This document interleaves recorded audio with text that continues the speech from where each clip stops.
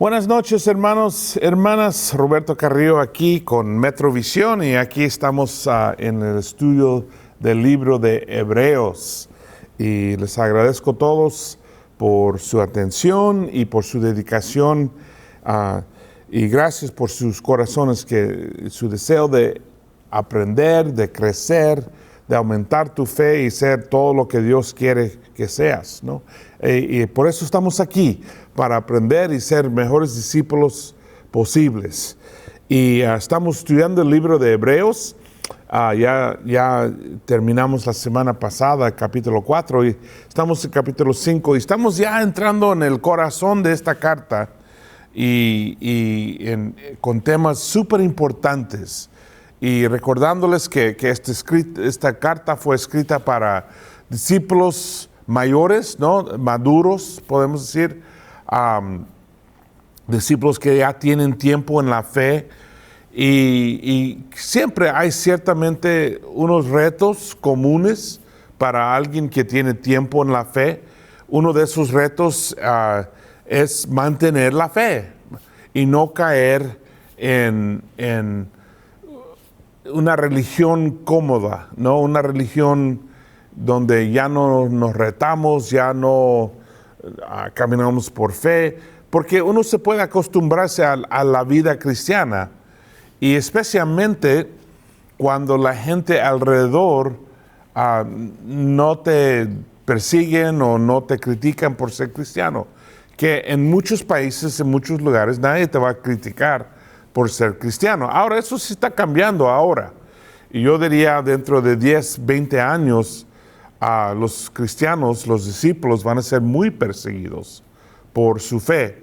Pero estamos en un tiempo que, realmente terminando un tiempo en que ser cristiano era lo normal, la norma, ¿no?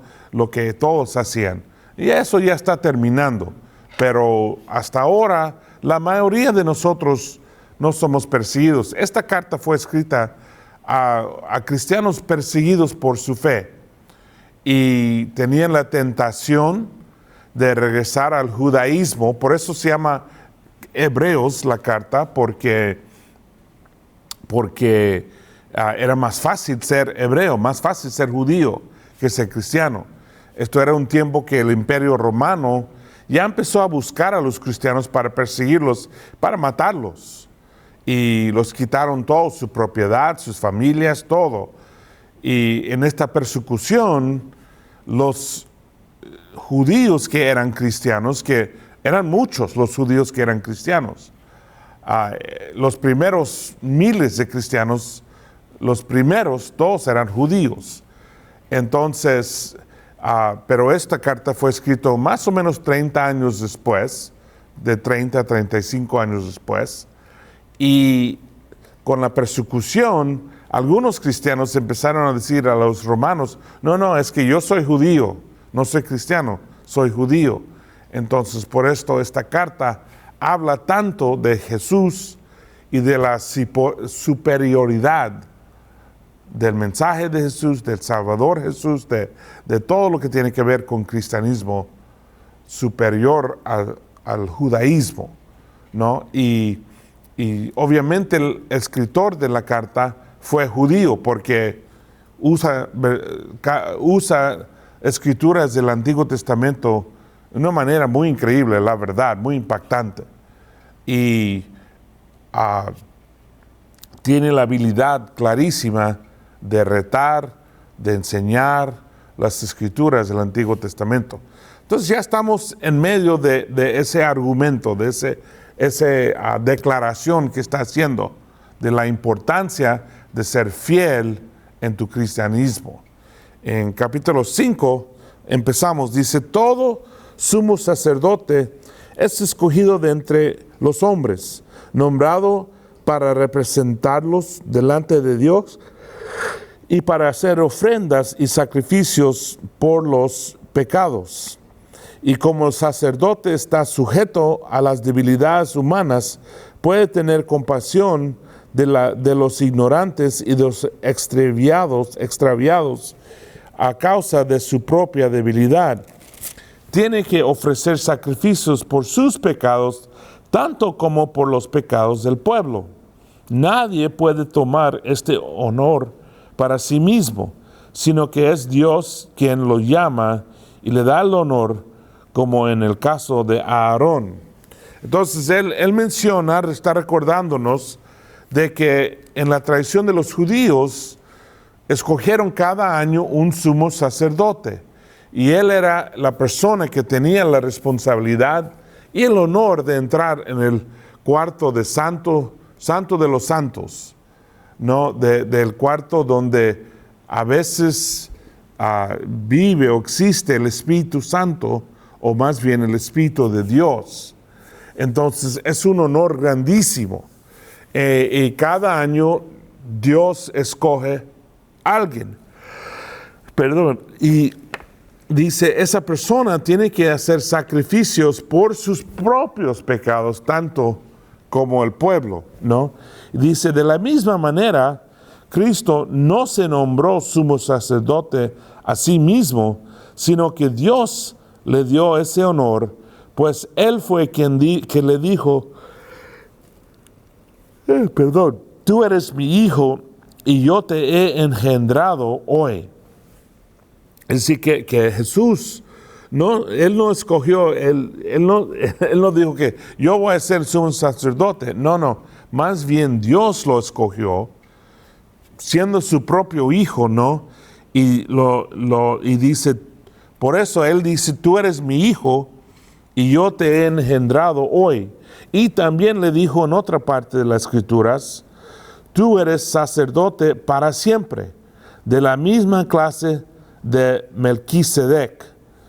Entonces, Él le dice Él nos dice que Él fue nombrado por Dios, y menciona aquí que va a ser del mismo grupo o la misma clase de Melquisedec. Ahora, eso es uno de los grandes misterios de la Biblia. ¿De quién es Melquisedec? No sabemos mucho de él, solo que fue un hombre muy importante. Él fue el hombre a quien Abraham dio un diezmo.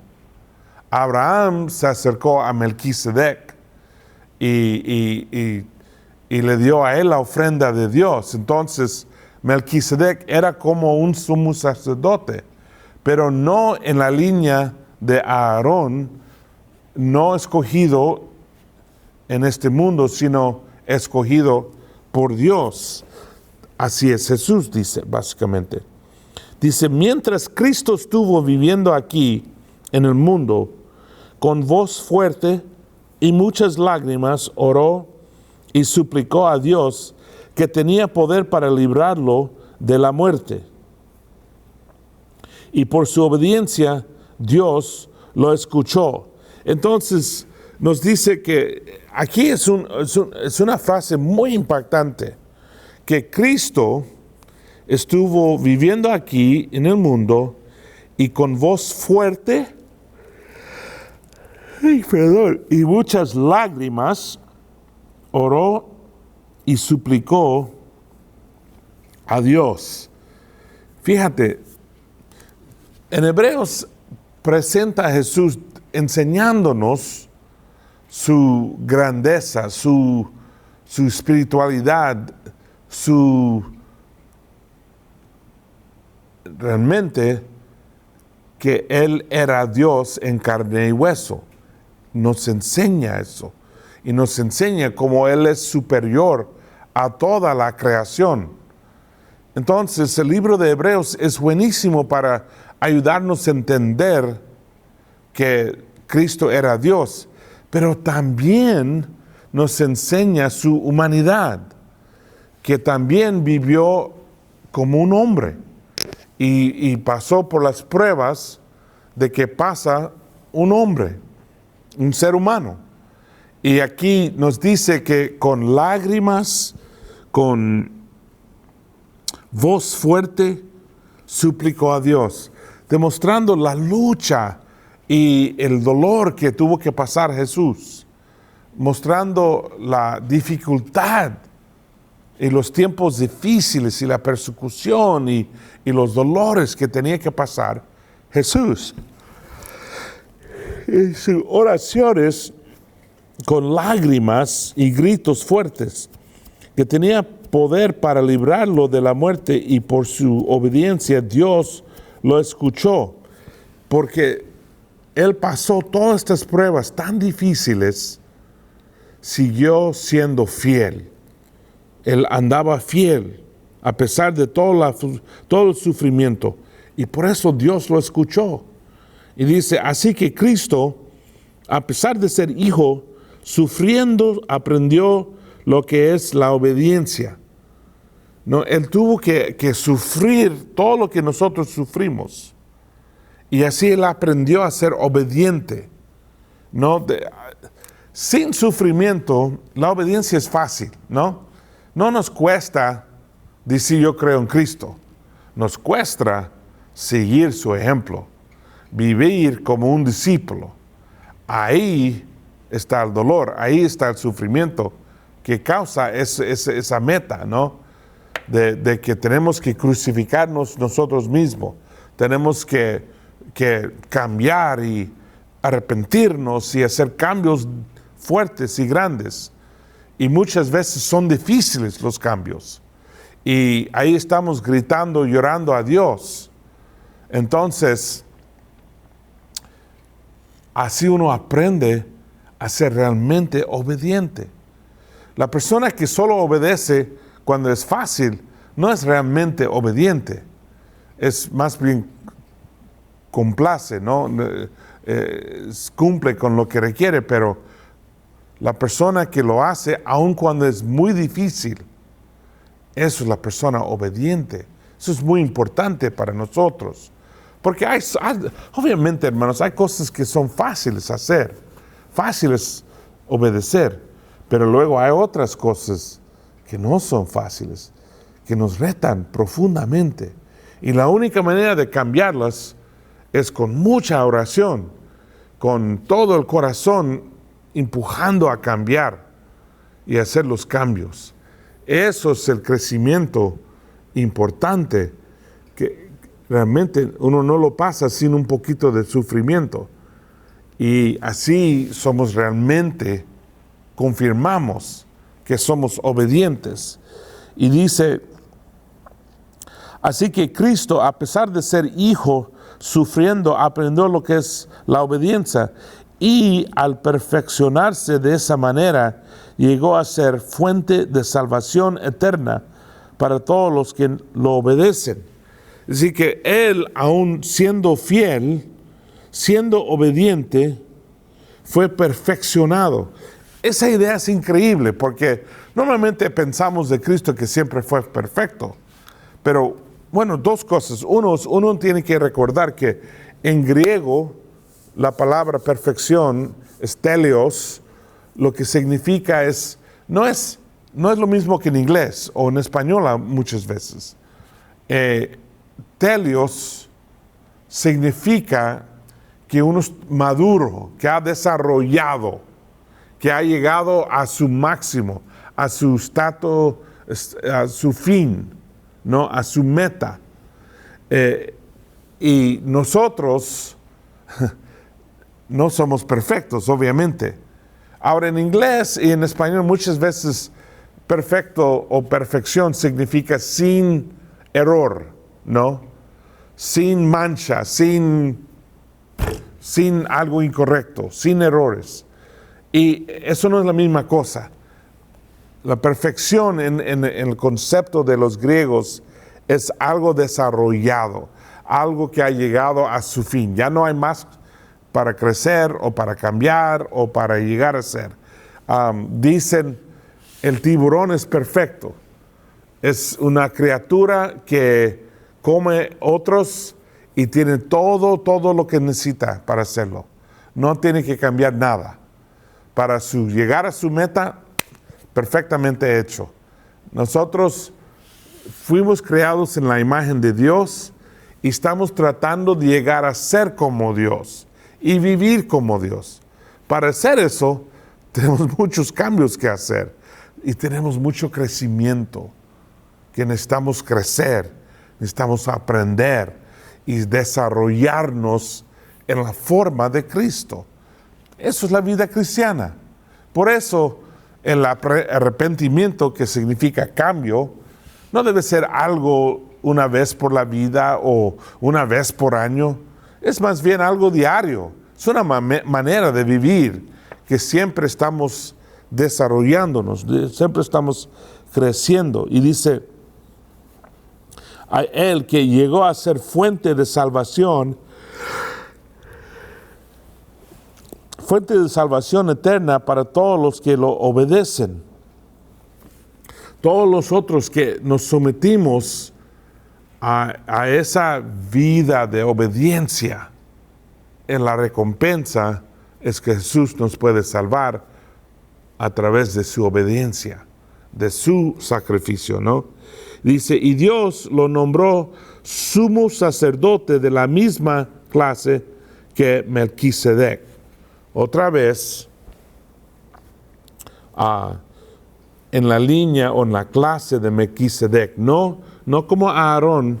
Desde Aarón, todos los descendientes, todos los sumos sacerdotes pueden ser sumos sacerdotes porque son descendientes de Aarón. Para ser sumo sacerdote tienes que probar que tú eres descendiente de Aarón.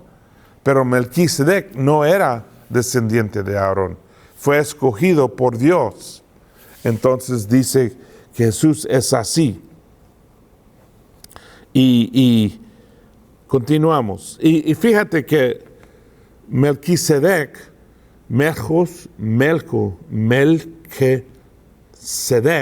significa rey de rectitud. Rey de rectitud. Entonces Melquisedec era rey y sumo sacerdote, los dos. Jesús es rey y sumo sacerdote en la misma manera. Versículo 11. Tenemos mucho que decir sobre este asunto, pero es difícil explicarlo porque ustedes son lentos para entender.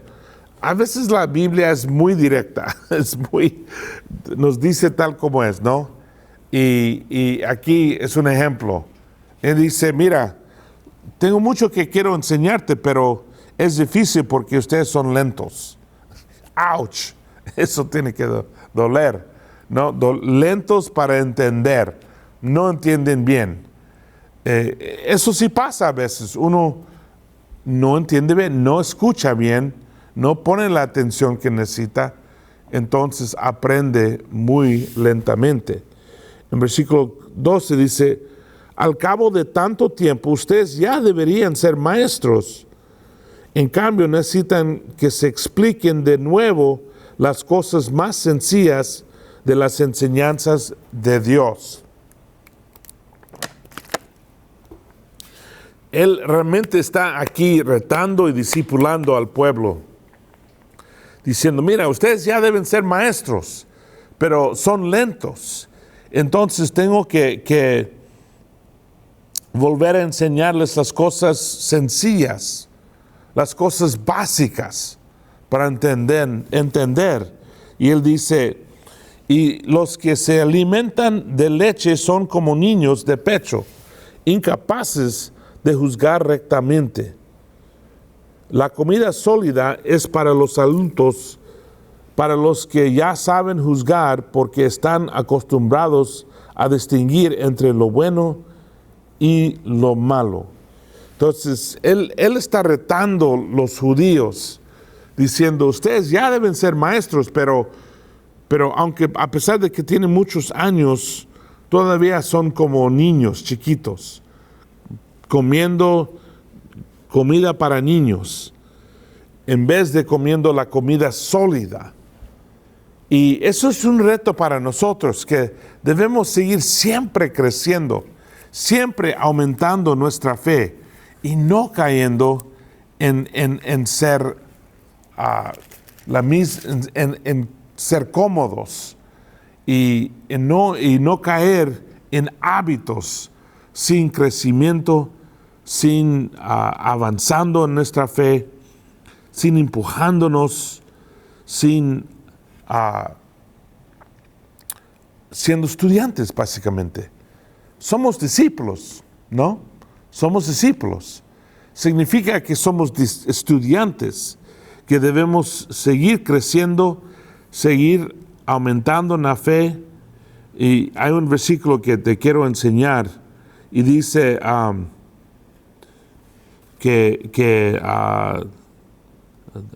Primera de Pedro capítulo 1, dice, bueno, voy a leer todo el párrafo. Dice, Dios por su poder nos ha concedido todo lo que necesitamos para la vida y la devoción. Esto está en la segunda carta de Pedro, capítulo 1. Y dice que nos ha dado todo lo que necesitamos para esta vida. Todo lo necesario ya lo tenemos. Por medio de estas cosas nos ha dado sus promesas, que son muy grandes y de mucho valor, para que ellas lleguen ustedes a tener parte en la naturaleza de Dios y escapen de la corrupción que los malos deseos han traído al mundo. Por eso deben esforzarse en añadir a su fe la buena conducta, y la buena conducta el entendimiento. Al entendimiento el dominio propio. Y al dominio propio la paciencia, a la paciencia la devoción, y a la devoción el afecto fraternal, y al afecto fraternal el amor. Si ustedes poseen estas cosas y las desarrollan, ni su vida será inútil, ni habrán conocido en vano a nuestro Señor Jesucristo. Pero el que no las posee es como un ciego o corto de vista, y ha olvidado que fue limpiado de sus pecados pasados. Hay hermanos que su vida básicamente, espiritualmente, es inútil, es decir, que no tiene ningún impacto.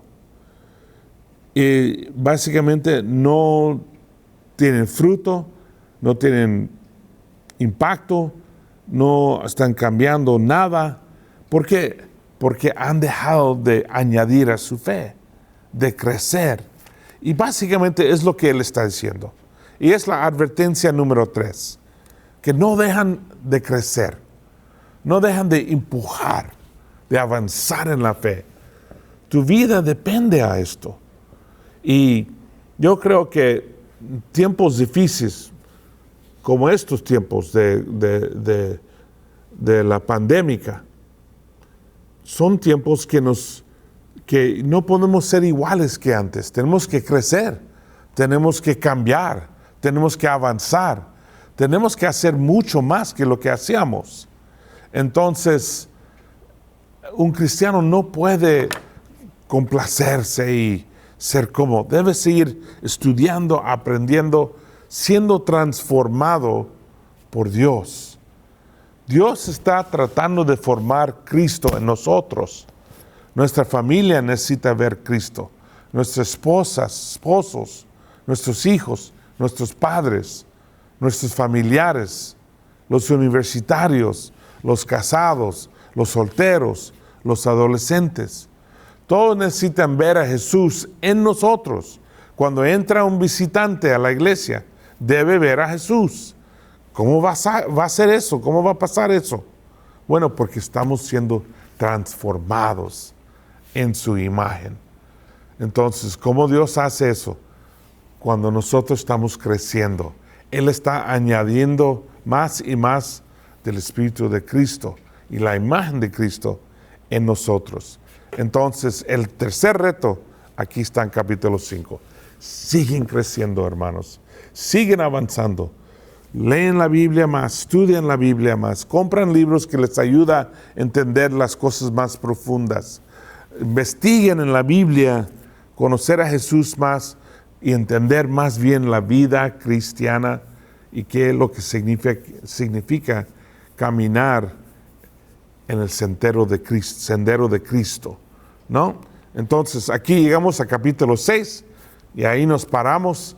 Y hermanos, en estos días tan difíciles, que el mundo está pasando mucho, les animo a caminar con el Señor, a mantener sus ojos fijados en Cristo, caminar el sendero luminoso de Cristo y ser fieles a Él y no caer atrás como lo que pasaba aquí, como lo que pasó. Seguir creciendo y aumentando la fe. Gracias, hermanos. Buen camino. Gracias por estar este tiempo con nosotros estudiando la Biblia y aprendiendo de Jesús. Si quieres saber más, puedes ir a la página estudiar.laicc.net.